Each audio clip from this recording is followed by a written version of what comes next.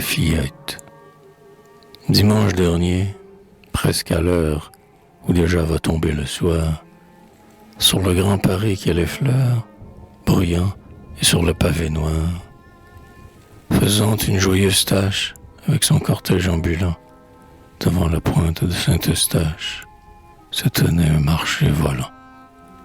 Une laitue, aujourd'hui chose, fort rare et bonne pour les fous, rose comme un bouton de rose, se vendait de 6 à 8 sous. Bref, comme partout, les légumes étaient hors de prix. Mais la chair, quand on la revoit dans ses brumes, le lapin était cher, fort cher, avec des fiertés non pareilles, victime que la gloire émue. Il semblait dire à ses oreilles, Rothschild peut m'en manger, s'il veut.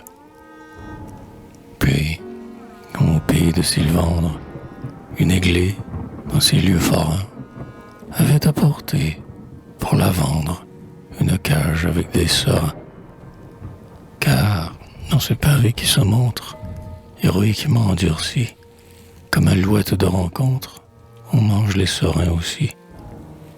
Plus loin, d'une voix monotone, une vieille, au regard peu franc, chantonnait. C'est pour rien. Je donne ma poule pour 36 francs.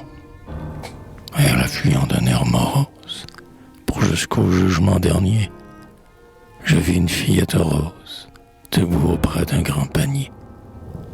Belle comme un ange en visite, avec de grands yeux résolus. Elle était petite, petite. Elle avait 6 ans tout au plus. Je regardais, comme une étoile, ce pauvre être charmant, vêtu d'une affreuse loque d'étoiles. Et toi, lui dis-je, que vends-tu? Mais l'enfant, les pieds dans la boue, près du bureau des omnibus, me dit vite, en enflant sa joue, moi, je vends des éclats de but.